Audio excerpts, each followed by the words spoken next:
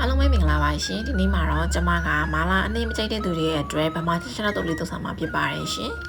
ချက်ချက်တော့လေးတွေကိုနူးဤသွားအောင်လို့ကြကြလေးပြုတ်ပေးလိုက်မယ်နူးဤသွားမှသာအယိုးလေးတွေဝါစားလို့အဆင်ပြေမှာဖြစ်ပါတယ်ရှင်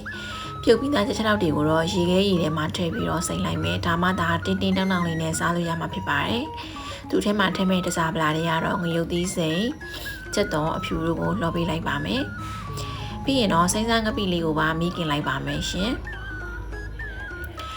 ငရုတ်သီးစိမ့်ကျက်သွန်အဖြူစိမ့်စားငပိတို့ကိုတခါတည်းရောထောင်းလိုက်ပါမယ်။ထောင်းပြီးသားအစပလာတွေကိုကြက်ချက်တောက်ထဲမှာထည့်လိုက်ပါမယ်ရှင်။ပြီးရင်တော့တံမြာသီးကိုတစ်လုံးလောက်ညှစ်ထည့်ပြီးရင်တော့ဗမာကြက်ချက်တောက်ထောင်းလေးရပါပြီရှင်။ကျမကဒီကြက်ချက်တောက်ထောင်းကိုအိမ်မှာခဏခဏလှုပ်စားဖြစ်တယ်။ဘာဖြစ်လို့လဲဆိုတော့မာလာအဲ့နေ့မကြိုက်တဲ့သူဆိုတော့လေဒီလိုမျိုးလေးဆိုရင်ပို့ပြီးတော့ဓမင်းစားလို့မိန်ပါတယ်။ဘီယာလေးနေပဲစားစားယူနေနေပဲတောက်တောက်အရန်ကိုအဆင်ပြေပါတယ်ရှင်အားလုံးပဲအဆင်ပြေပါစေရှင်နောက်ဗီဒီယိုတွေမှာပြန်တွေ့ပါမယ်အားလုံးပဲတတား